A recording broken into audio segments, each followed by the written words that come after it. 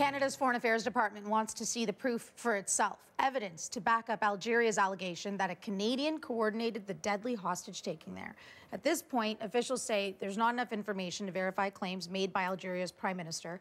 Yesterday, he said 2 of the attackers were Canadian and that one of them played a key role. Dozens of workers, many of them foreign, were killed in the attack at that natural gas plant. Now, Algeria says the group behind the attack started out in neighboring Mali. Western troops are fighting against extremists who control the northern half of that country. And as Barack Obama begins his second term, the White House has vowed to combat terrorism in the region. To many, that signals a shift in U.S. foreign policy towards Africa. Our next guest is director of the Africa Center at the Atlantic Council. He joins us now from Washington. Peter Pham, we appreciate you coming back on the show. What do you make of this vow of to combat terrorism in North Africa? Is it a shift? Well, it's not a shift insofar as the U.S. has been involved in combating terrorism in Africa across the continent since the late 1990s when 2 of our embassies were bombed by al-Qaeda. However, I think what will be a shift of resources and greater attention to these crises in Africa. Perhaps the 2 wars in Afghanistan and Iraq have taken us a little off focus on these looming threats, not only to the countries in the Sahel and the Maghreb, but also to Europe and ultimately North America. And how new are these threats? You know, the idea that they're growing in these areas all around Africa, is that a new concept? Well, they've been there, but what we've had, at least in the case of North Africa and West Africa, has been a perfect storm. The al-Qaeda in the Islamic Maghreb, the regional affiliate, for the last several years has been making a great deal of money, literally tens of millions of dollars in ransoms, in money made in collaboration with drug traffickers.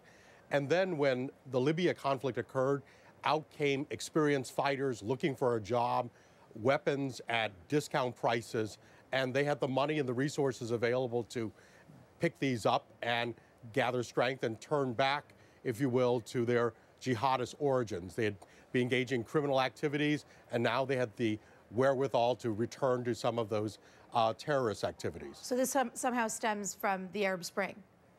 Well, I think what stems from are second and third order effects.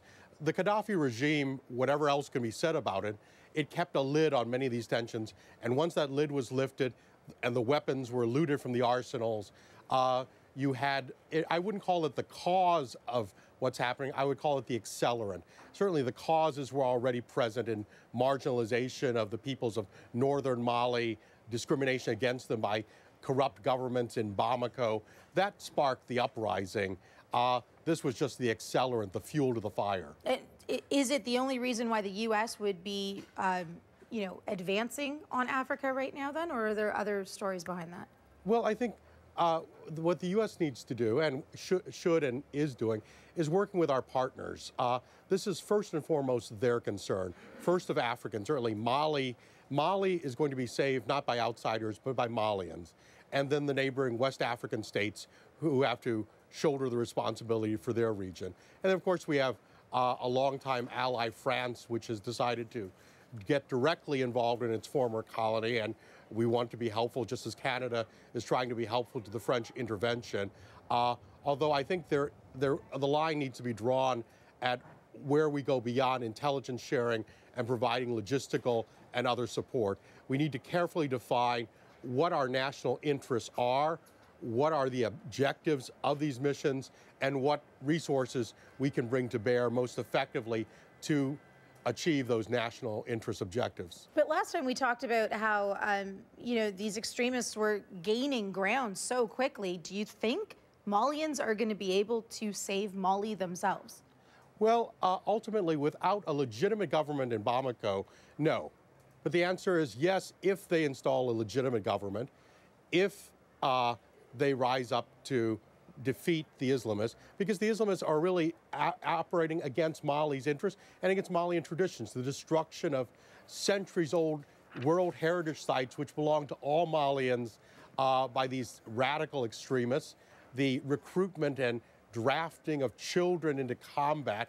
All this goes not only against Mali's national interests, it goes against the grain of Malian culture. So ultimately, it's the Malians themselves and their neighbors who have to take the lead in this. And putting outsiders in there merely serves to draw in more outside forces, including from the other side. But when we have these fresh vows coming from the White House and Barack Obama, do you not see American troops going into North Africa at some point?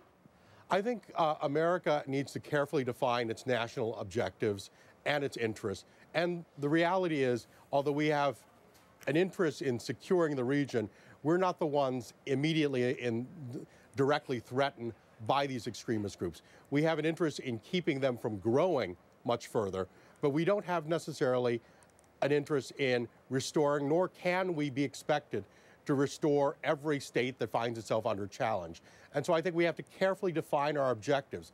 That's the lesson that Afghanistan and Iraq have taught us, if nothing else. We need to define carefully objectives and then bring the means necessary to achieve those objectives. Nothing more, nothing less. All right, very interesting conversation. Peter Pham, thank you again for joining us. Thank you, Rashmi. That's the director of the Africa Center at the Atlantic Council in Washington.